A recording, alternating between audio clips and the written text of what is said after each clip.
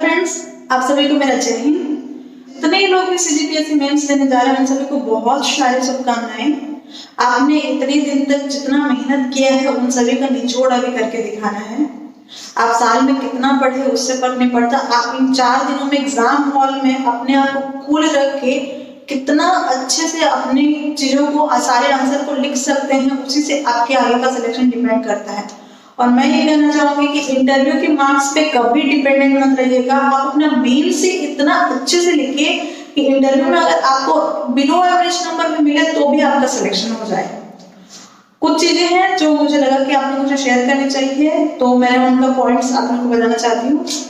जैसे कि आप एग्जाम में कोई भी पेन यूज कर सकते हैं। अगर आप ब्लू पेन यूज कर रहे हैं तो कोशिश कीजिए कि जितने हेडिंग्स हैं सबको अंडरलाइन जरूर करें, और अगर चाहें तो साथ में आप ब्लैक पेन यूज कर सकते हैं, जिसमें जितने हेडिंग्स है उसको ब्लैक से लिखिए और बाकी कंटेंट्स को ब्लू से लिखिए। इससे क्या होगा, कॉपी थोड़ा दिखने में अच्छा दिखता है और उसका इम्पैक्ट अच्छा पड़ता है। साथ ही जब भी क्वेश्चन पेपर मिले आपको तो एक बार सारे क्वेश्चन को पढ़ लें, देखें कि आपसे कितने क्वेश्चन बन रहे हैं कितने नहीं। और कई बार होता है कि आप जब क्वेश्चन पेपर देखते हैं तो बड़े क्वेश्चन को देखते लगता है कि अरे ये क्वेश्चन तो मेरे से नहीं बनेगा, बड़ा क्वेश्चन ही नहीं बना, मेरे तो इतना नंबर कट जाएगा, कैसे करूँगा। तो बिल्कुल टेंशन मत लीजिएगा, आप जितने क्वेश्चन बनते हैं उनको बनाते जाइए, धीरे धीरे बाकी क्वेश्चन के आंसर भी बनते जाते हैं। और सबसे पहले 2 नंबर के क्वेश्चन अटेम्प्ट कीजिएगा और सारे क्वेश्चन को आप कोशिश कीजिएगा पॉइंट में ही लिखने का। पॉइंट में अगर आप लिखें आंसर तो आपको नंबर ज्यादा मिल सकते हैं।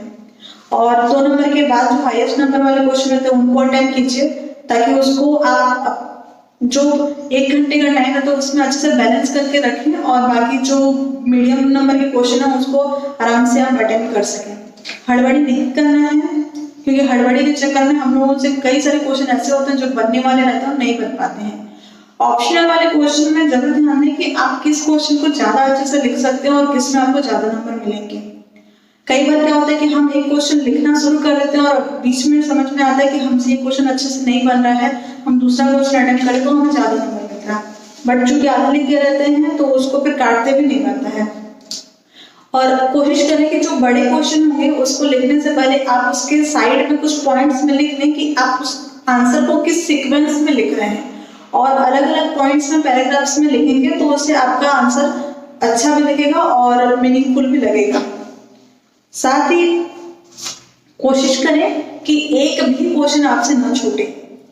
जो 2 नंबर के क्वेश्चन होते हैं, कुछ क्वेश्चन आपको ऐसे मिलेंगे जिसके बारे में आपको लगे कि मैंने इसमें कुछ भी नहीं पढ़ा, मैं इसमें क्या लिखूं, बट फिर भी थोड़ा सा दिमाग को लगा के उसमें लिख लीजिए, क्योंकि यहाँ पे आपको माइनस मार्किंग नहीं होना है। जो आप लिखेंगे उसी के थ्रू आपको नंबर मिलेगा, तो क्वेश्चन एक भी न छोड़ें। साथ ही जब एग्जाम में जाने से पहले की बात है कि आप कोशिश करें सारा चीज आपने जितना भी सब्जेक्ट का मटेरियल्स बना के रखे रिवीजन हो जाए, क्योंकि कुछ भी छूट गया रहता है तो एग्जाम हॉल में याद नहीं आने से फिर लगता है कि अरे हमने उसको क्यों नहीं पढ़ा। तो ऐसा नहीं होना चाहिए, आप पूरा रिवीजन करके जाइए।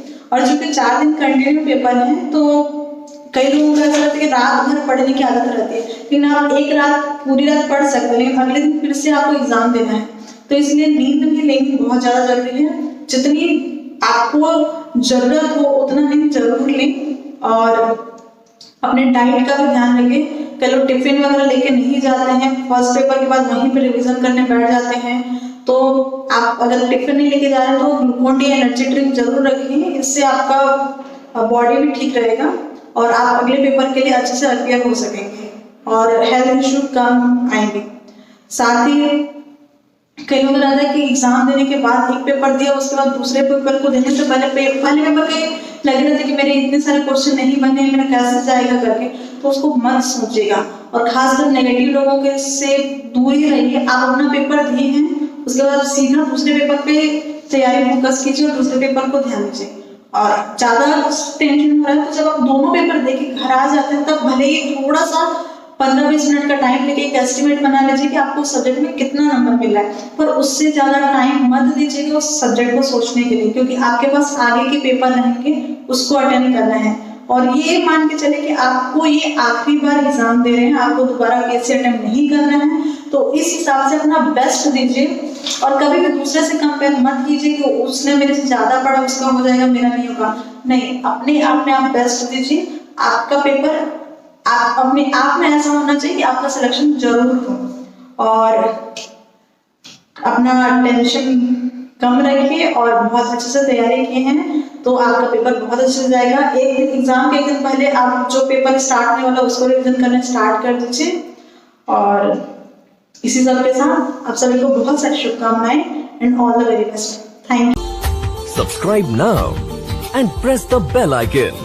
Never miss an update.